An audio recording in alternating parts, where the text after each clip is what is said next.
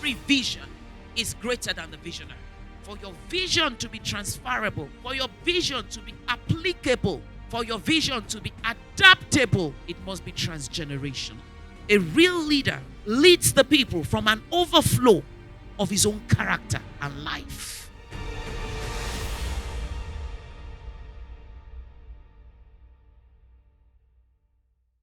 The priority of transgenerational leadership. And there are two ways to look at it. I didn't do too badly in English, so I look at it as it could be a question and it could be a statement. It could be, what is the priority of transgenerational leadership? Or it could be a statement. Know for sure that generational leadership is priority, and this is why. So, two things I want to establish first. Why do we have conferences like this? Why do we go to all this cost and then make it free sometimes, or just charge a token? Why is it so important to put together conferences like this? Because there is power in knowledge. I don't know who said, maybe interestingly, it can be Einstein, but one of the literary giants said, a mind once transformed, once stretched, can never regain its original dimensions.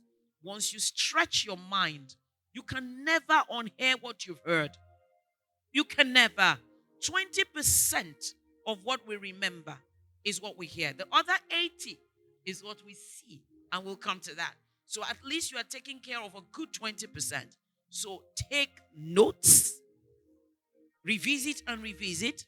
You can't think that you can remember everything you hear at once. It's not possible. The pen and paper are mightier than the memory. Why must we have transgenerational leadership? Number one, what is important about transgenerational leadership? Because number one, every vision is greater than the visionary.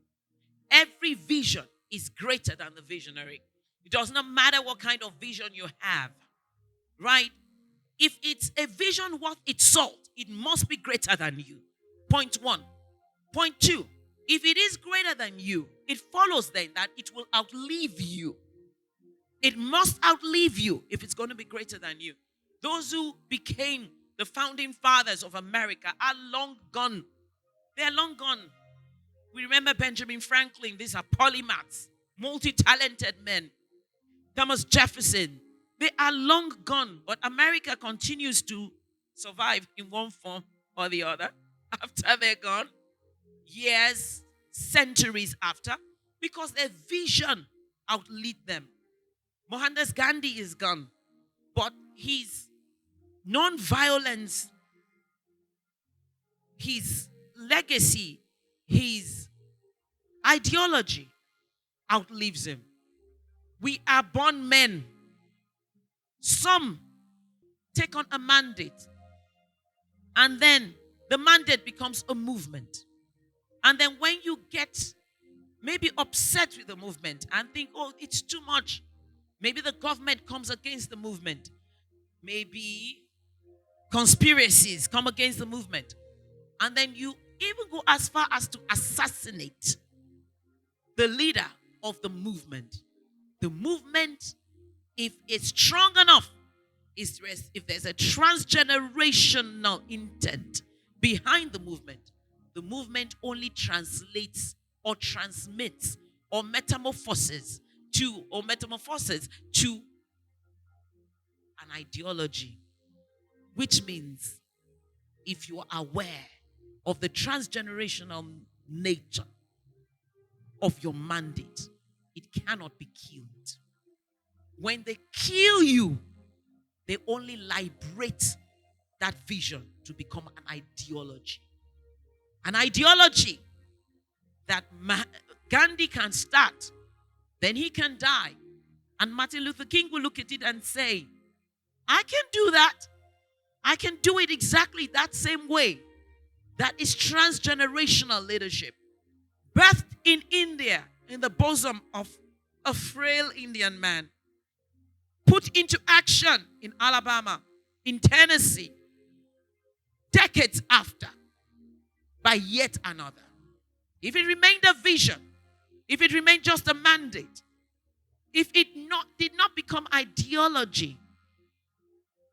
It cannot become transferable.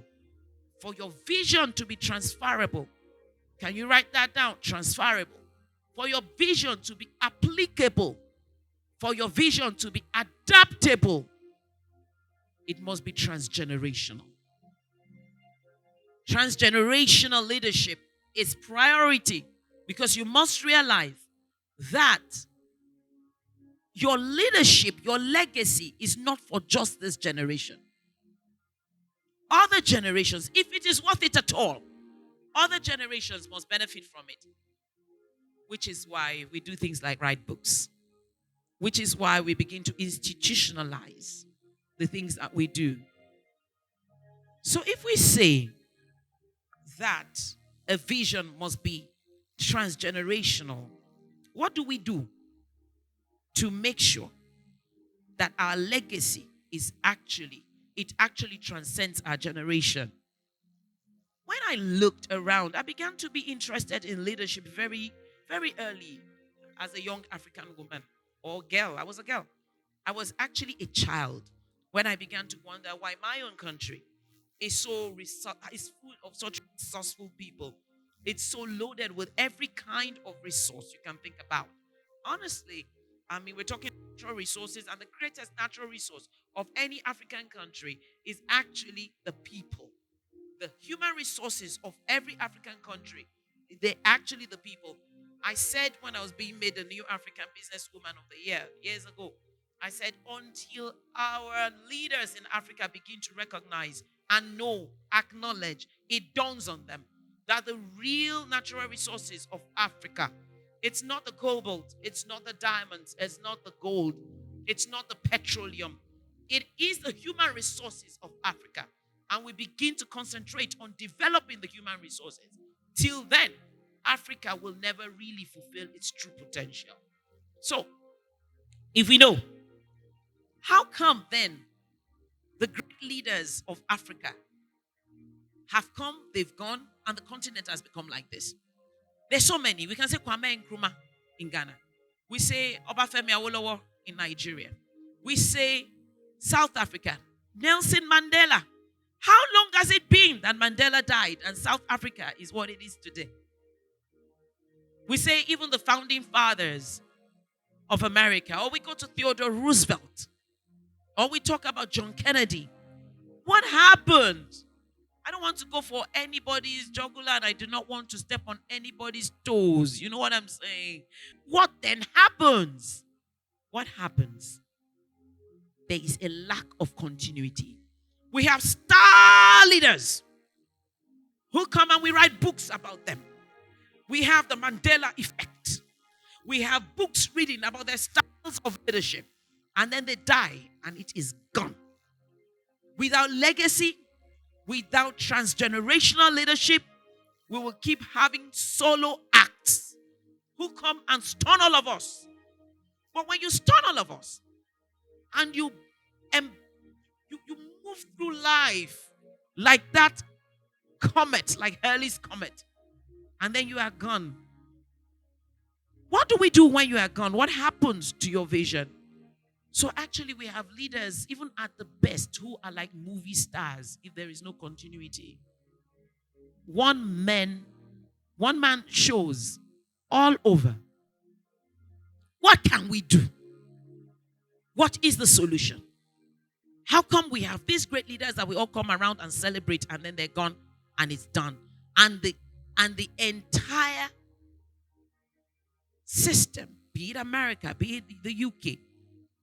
Look at Winston Churchill.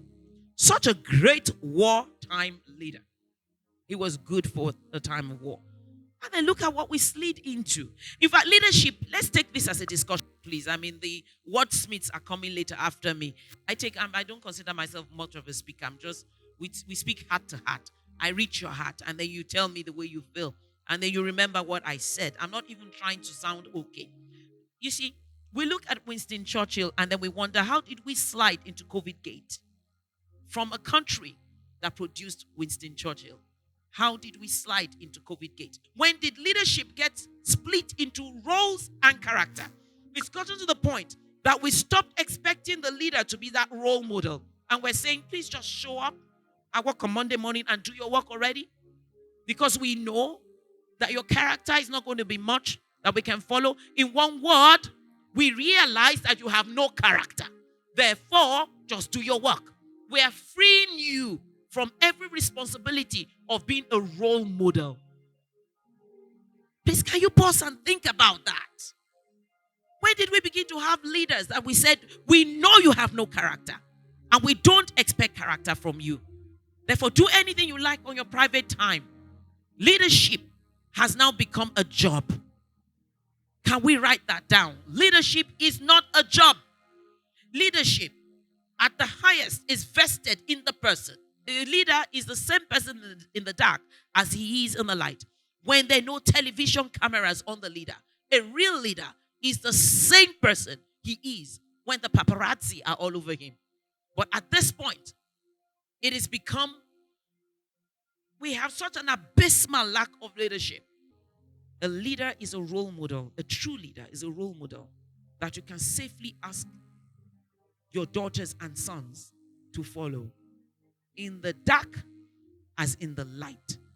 Leadership, the way we lead people, is an overflow, please write this down, of our character. It's not, when we're leading people, we're not acting. It's not a role. If it's a role, we're acting. It is Hollywood, it is Gollywood, it is Nollywood, it is Bollywood. A real leader leads the people from an overflow of his own character and life. There is no dichotomy between a leader's role in office and his personal life. And I ask, instead of holding our leaders less accountable, let us keep the standards of accountability that was handed over to us from the generations before and begin to address the problem instead of lowering the standards. Should I take it again? To address the problem instead of lowering the standards. Address the issue. Why don't we have leaders that we can be proud of? Because we lack continuity. What then can make us have yet another Mandela in South Africa and all over the world? Succession. Succession. Many times, because of the way we craft leadership, leaders are too busy being stars to groom successors. They're too busy having their egos massaged. They're in the newspapers. They're crafting sound bites. They don't have time to groom the successors. That is when they even have a will to groom the successors. Succession is the solution to transgenerational leadership. Meaning, succession is what makes leadership not end in one generation. True succession is what makes leadership not truncate with the death of the leader. Death is an inevitable end which must come. Mortality is a reality. Can we put it that way? It's something to be prepared for. For those who know they have a vision, and the vision must transcend their lifetimes. So we have succession is the solution. Why? Why is succession the solution? Number one, succession preserves success. If you have real success, and it must be preserved, you must have succession. We have a saying in the Yoruba ethnicity, of which I'm so proud to be a part of in Nigeria. And it says, and I'm going to try and break it down, a child that is not built is the one that will sell the houses that are built. So inheritance that a lot of us struggle to leave behind for our kids. Buy houses in Auckland, buy houses in Sydney, Melbourne. Actually, some also relocate. And when you say why, they say, oh, for the children. The children we do all these things for. If they themselves are not built, they will destroy everything that we built for them. So instead of building castles, building houses, building businesses only, we should make sure that our successors are also built. So it is in succession that you protect the success that you have built. If you do not, I know so many people, let's come down to the familiar level. I know so many people, they're rich, they've built this and built that. They're going to hand over to children who play polo all day.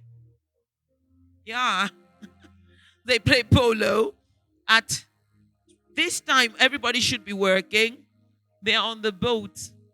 There is no motivation to do anything. They're just waiting for daddy to die. And daddy is taking a while. They never planned it, but they're just waiting for daddy to die. There is success, but there is no succession. Guess what is going to happen? Some person who is prepared for his future is going to buy everything that daddy left behind. Success can only be preserved through succession. Vision outlives the visionary. Succession, number 3, preserves legacy. The greatest inheritance you can therefore give your children in your family enterprise, that is the enterprise called the family itself. In your business, the greatest inheritance you can give. In your business, in your nation, the greatest inheritance. It's not the fact that all foreign debt has been paid. Do you know how many times in my country, Nigeria, the foreign debt has been cleared and we moved into surplus? And the successful leader handed over to one he had not groomed for succession, and we're back in deficit. Mentorship is the vector of succession. Can we write down? Mentorship is that vehicle,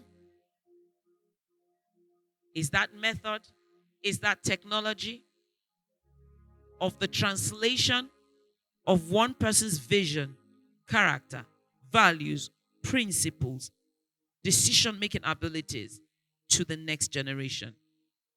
Mentorship. Mentorship. What is mentorship? Mentorship is translation. In Awesome Treasures Foundation, which I've had the privilege of leading for the last 23 years, we raise transformational leaders for peace and for advancement. And the real tool is mentorship. Mentorship is the vector. We say we have 3 T's. You are transformed, the transformation. And then you are translated. And then you transfer what you yourself have been transformed into to others. You catch it, you become it, and you give it. You pass it on. What is mentorship? Mentorship is not cloning. I see a lot of cloning that people think is mentorship. In fact, some serious weirdness. Fixing your hair the way somebody else fixes their hair. Dressing the way they dress. I hear some weird stories, even where I am concerned. People want to do things exactly the way the other party does it. That's cloning. Mentorship is not replicating the outcomes. It is replicating the process. Can I come again? You can look at the outcomes, the product. But what you need at the end of the day is understanding the process. Catching the process is more important than replicating the product. So they said, let me give you an example. Henry Ford, they asked him, if you lose everything, Henry Ford, the man who started the automobile commercially, who invented the automobile on a commercial level, they said, what would happen if you lose everything you have today? And he goes, I'm not bothered. Why? He said, because I can replicate everything that I have today in 5 years. You see, that's the problem with those who steal, who are corrupt, who just enter government coffers and dip their hands into it. They can take the money. They can steal the wealth. They cannot preserve it. It cannot move to the next generation. All because why? They don't know the process. They cannot create the wealth they stole again. They cannot recreate it if they lose it. I said, mentorship is not cloning. It's not just do what you see me do. It is understand why I do the things I do. So it goes beyond what we say in Africa. Do as I do and not as I say. Why do I do the things I do? I was born in an age where phones were stationary. Then we moved from that age. We had dial phones. And then we moved from the dial phones, the phones we could actually press the buttons, but they were stationary. Then we moved to phones that were bigger than, I don't know, like a foot. And that was a mobile phone, like a satellite phone. They're laughing in the studio. It was what it was. We literally had a satellite with a mobile phone. You set it down. You had a mic. You had everything. I was born in an age where I knew computer students going to the computer lab. It took a whole building. It was a mainframe. They had paper that you punch. No, you don't know what I'm talking about. I was born in an age where you have cassette. You want to record a message. It comes on in a plastic thing. Many of you haven't seen it. It has 2 holes in it. And then if you know what this means, this motion, then you are dated. Because when you don't have a cassette player and you want to quickly wind it, you put a pen through it, then you begin to wind it around and wind it around.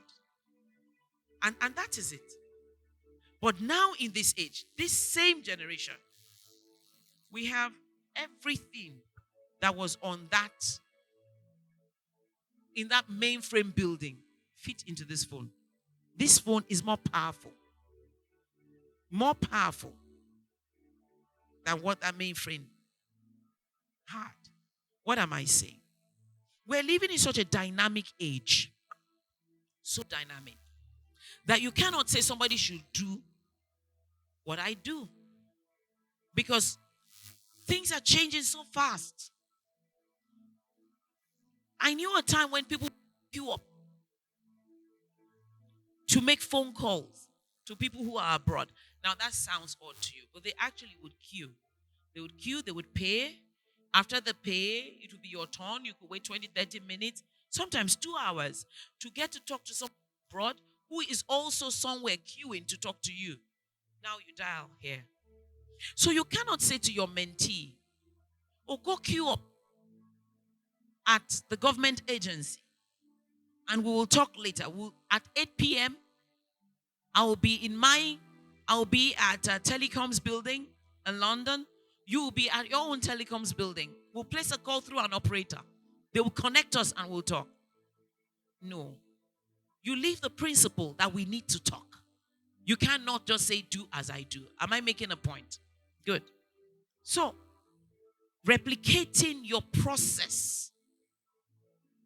And when we talk about your process in mentorship, it is not just what you do, but the values. Can you write that down?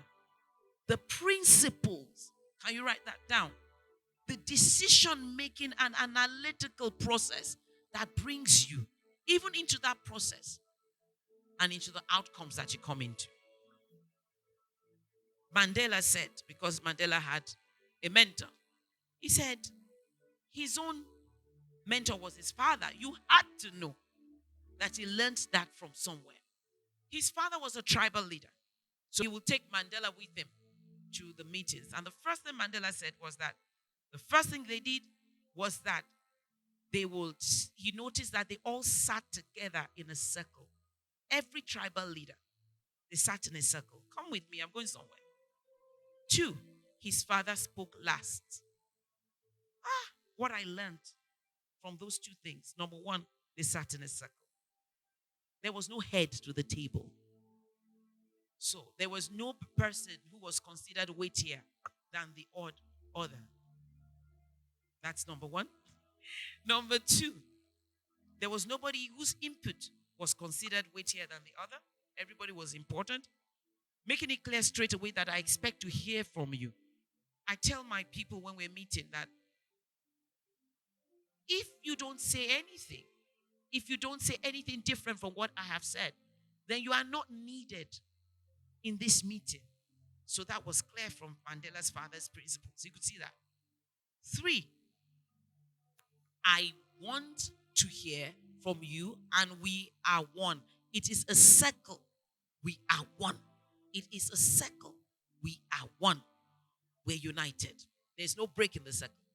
He said his father spoke last. Oh, how I know that.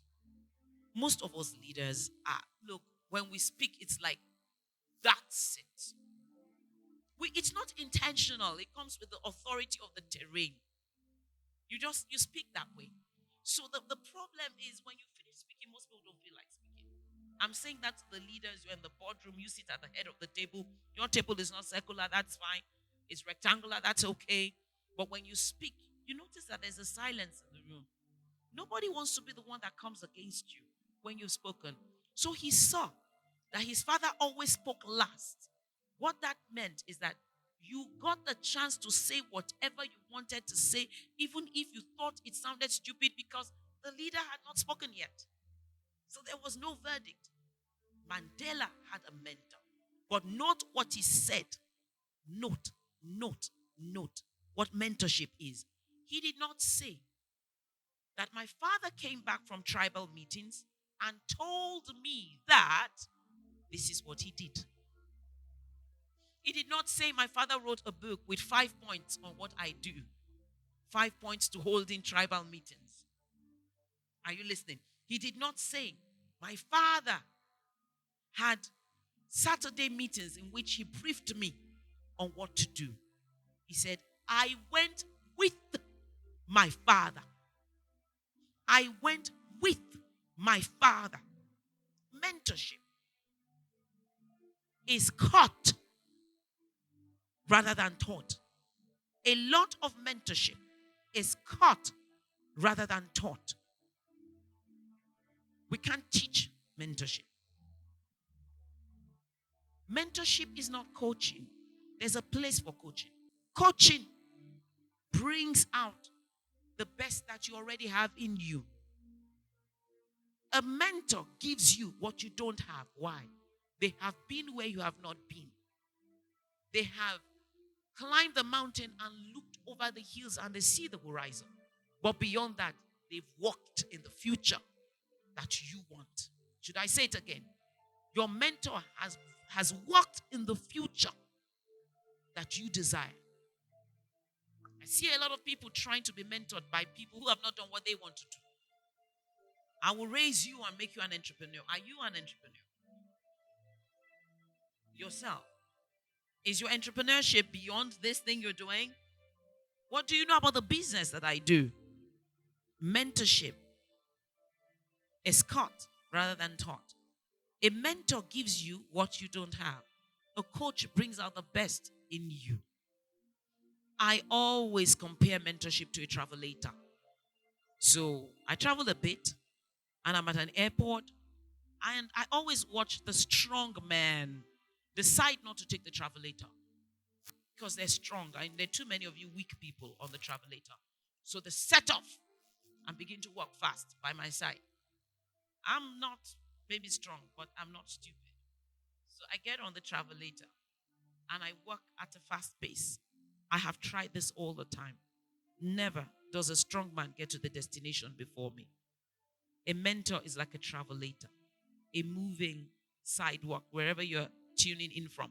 And what it does is that it gives acceleration. It gives acceleration. It gives speed to you. It takes you farther than you could ever have gone on your own. It protects you from making your own mistakes as you learn from the mistakes of others. Mentorship. I said it is about transmitting values. Values like integrity, like we don't cheat. So many of values, transmitting principles, showing you how I make decisions. What are the factors I look at before I make a decision? What are the factors I consider before I make a decision? Versus, these are my outcomes.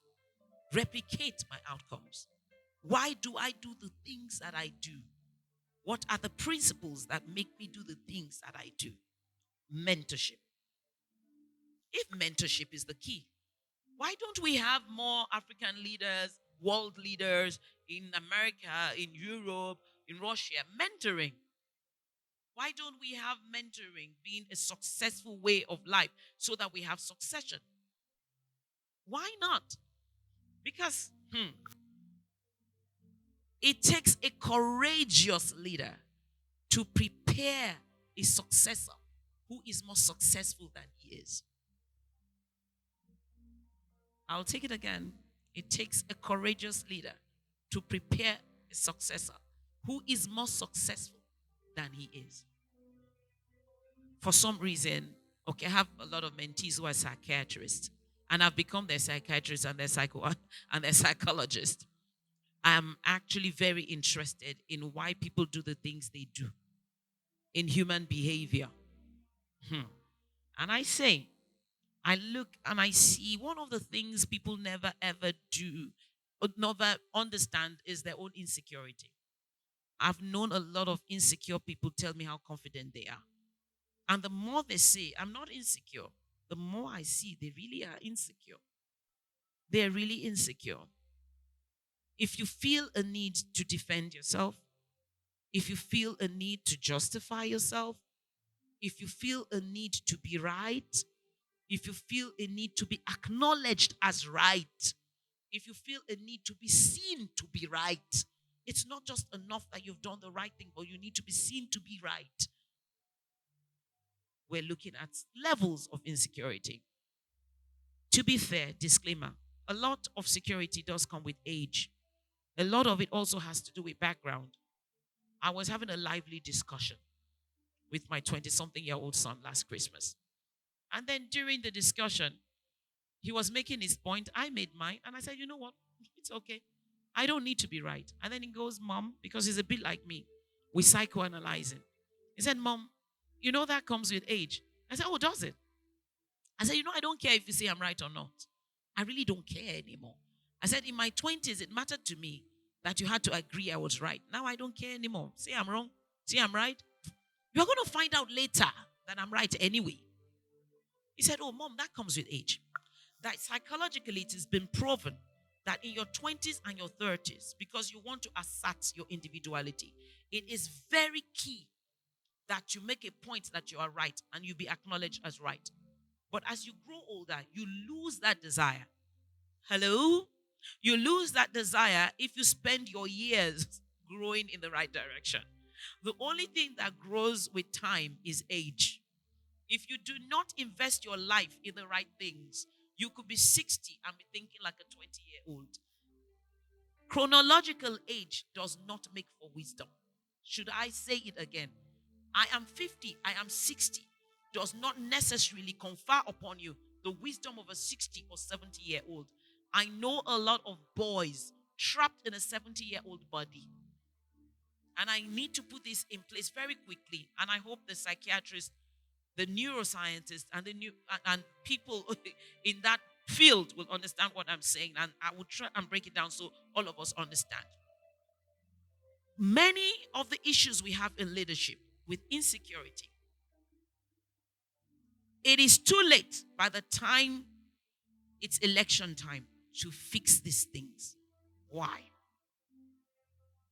Most of us have a personality formed by the time we're 7 years old. So if a man makes a statement like, when I was young, I did not wear shoes, and he is 55 or 56, he is telling you that do not look at my external morphology. Inside me is trapped on a boy who did not wear shoes. He can never outgrow that man. A factory full of shoes will not make him. Understand that. Be calm now, young man. Shoes will be a constant in your life. No. So we find people who at 55 are so low on the Maslow scale. I have said this, and I think we should take it seriously, that we need to begin to administer psychological tests on the politicians who offer themselves for office. Because a lot are dealing with neuroses and sometimes psychosis. So insecurity is the list. Is the list of the issues of most leaders. How do you explain a Mugabe staying in office till he's sleeping in meetings? What do you think is going on there? An inability to let go for someone who is better to come on board while he's still alive to watch that person shine. We have seen in my own country people come into power and make sure that their successors are the two possible weakest people their party has. One physically frail, perhaps the other one intellectually frail. Making sure that you will beg, pray, and plead that they could come back in. Making sure that you will miss them. What did you ask? How did this young man who is now 70-something grow up? Who was he? What fuels his insecurities? It takes a courageous leader to begin to prepare for his own absence. Pastors of churches, leaders at every level. It takes a courageous leader to begin to prepare for his own absence. Truth is, either you like it or not, you will be absent one day. If you run a church and you cannot leave that church for one Sunday, leave that pulpit for one Sunday because you don't want others to hear from other, you don't want the congregation to hear from other people and know that somebody else has something you don't have. You are that cowardly leader I'm talking about. If you run a business and you must monitor everything, even when you travel, you cannot trust a deputy to take over for 3 weeks, 4 weeks while you're on summer vacation. Then you are that insecure leader we're talking about.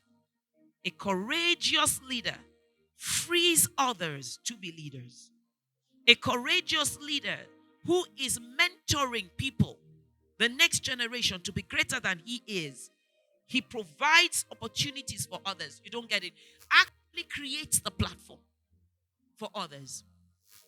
I have a mentee who wanted to have a meeting here in Nigeria. In fact, I called her and said, don't you think you should have your meeting at so time? It's a matter of record. And she said, she didn't know how to tell me. So why wouldn't I want you to have your meeting? You say you have a mandate to do so and so. I'm behind you. A courageous leader does that. You mentor your successor willingly. You think in generational terms. And every chance you have to be absent, you grab it. So you can let them begin to test their wings. This your mentees to fly. And when they begin to do better than you did, you are happy because your vision is secure. Your future is secure. You are happy because what you gave your life to do is secure. It will not die with you. Why don't we have more mentors for mentees? That is the reason. Not many are courageous, number one. Number two, it takes time. It takes time. It's a real sacrifice. Do you know training wheels how many people know tricycles? Do you know those tricycles that convert to bicycles? Mentorship is a lot like that. Google it. The tricycles that convert into bicycles. They are bicycles with training wheels. Mentorship is a bit like that. It takes the security, the confidence of a leader who actually knows they have training wheels on for you, but applaud you as you're riding that bike as if there are no training wheels. And then one day takes the training wheels off. Have you ever taught a child to ride a bike? The way you do it is not by stepping out completely. It is by holding that bike and not letting that child know that you have a hand on the bike. So the child goes, Mom, I'm riding. But you know, I'm holding you. But I'm going to give you the credit. Theodore Roosevelt said, any leader can achieve anything. Once you do not care who gets the credit. If you are ready to celebrate others for what you yourself achieve, you can achieve anything. I'm closing on this note because especially for the youth of this generation, they're a bit more addicted to praise because of social media, because of stuff like that, that maybe generations gone by. So anyone who's going to lead in this generation must be effusive with praise. Effusive with praise. But wait, I have seen too many people say they mentor people. Fragile people. And they mentor from their own fragility and insecurity. So all their mentees hear is, wonderful, amazing, you're doing well, fantastic. And they're burdening the world with these fragile, hollow leaders. Yes, I choose my word carefully. My words carefully. I remember one day I was at a meeting. It was supposed to be a panel discussion. That's part of when I stopped having panel discussions in my country because the moderators are not gangster enough. And they just mess up the whole panel. So we were having this panel discussion. They said we were going to have a 2-minute introduction. Come with me, don't worry, I'm not wasting your time. And this lady and a mentor were on the panel along with myself and somebody else. So once she heard 2 minutes, she turned to me and said, I and my mentor are going to take more than 2 minutes. It's just an opening remark. That's all you have to do, just opening remarks. You don't need to. And she says that. And truly, I take 2 minutes. My other friend takes 2 minutes. Her mentor picks up the mic, takes 15 minutes. She picks up the mic, she takes 15 minutes. Her mentor has mentored her from the place of his insecurity to be insecure. They both were grandstanding and they both were indisciplined. Write this down. You can teach whatever you like, but you can only reproduce who you are. And that's where I end. You can teach whatever you want. You can only reproduce who you are. It takes time. It takes letting people in your personal space, like Mandela's father, to watch what you're doing, including your errors. Because even from your errors, a good mentee would learn. It takes that sacrifice of the mentor being vulnerable to the mentee. It takes a lot. That is why we have few mentors, real mentors. Many people we call mentors are not mentors. They are coaches. And real leadership means you can follow my character. You can be like I am because you understand my process. And you catch my process by actually observing me. Mentoring is cut rather than taught. And we can only reproduce who we